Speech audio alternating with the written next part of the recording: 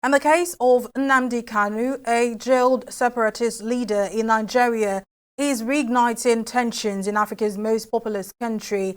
Kanu, who leads a banned pro-independence movement for southeastern Nigeria, remains in detention after a judge abruptly postponed his trial.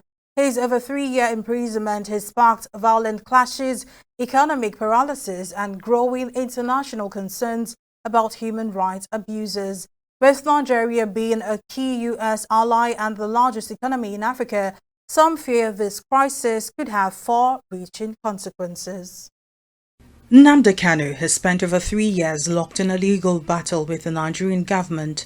He appeared in court again this week, challenging the legitimacy of his trial.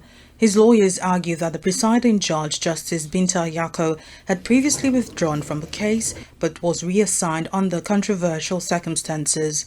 When the court refused to hear his objections, Kanu lashed out, accusing the judge of conflicts of interest due to alleged corruption cases involving her family. His claims remain unverified, and despite the outburst, the judge adjourned the trial indefinitely, leaving Kanu in legal limbo. This is the laws of Nigeria.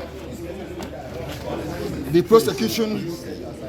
prosecution and this court doesn't know the law. That is the fact. Poor knowledge of the law is killing Nigeria. Poor knowledge of the law, they don't know the law.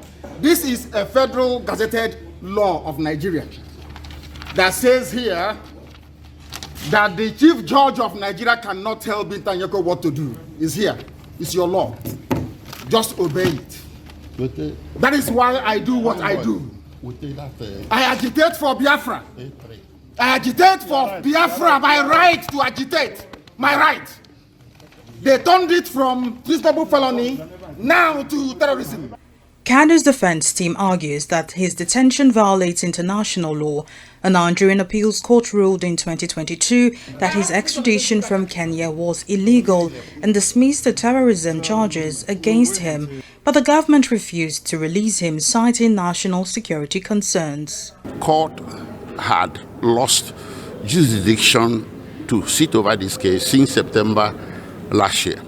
So we came here today on a limited appearance. We appeared under protest out of utmost respect for the judge and for the court, to listen to the court as to the reasons why we were invited before the same court that was recused in September last year. Once an order of court is made, the only way you can set it aside is to take it on appeal.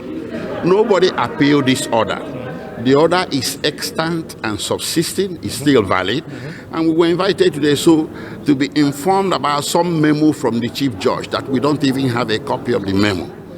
So our submission on the record is that the court stands recused until that order is set aside. The impact of Kanu's detention extends beyond the courtroom.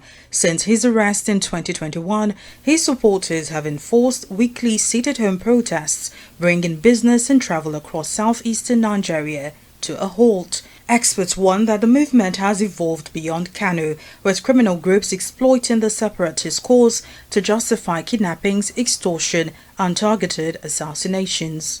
There are those who engage in, for instance, the jihadist Fulani herdsmen who are hiding in different forests and farmlands.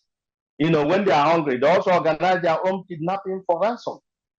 Then you have those who say they are doing what we call those groups we refer to as counterfeit Biafra agitators. They are also investigated and found to be involved in kidnapping. Nigeria is a key player in West Africa's stability and a major economic partner of the U.S. If the unrest spreads, it could divert Nigeria's military from fighting terrorist groups like Boko Haram in the north, potentially worsening regional security threats.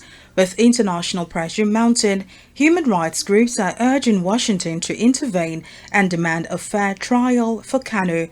But for now, he remains behind bars, and the violence in southeastern Nigeria shows no sign of ending.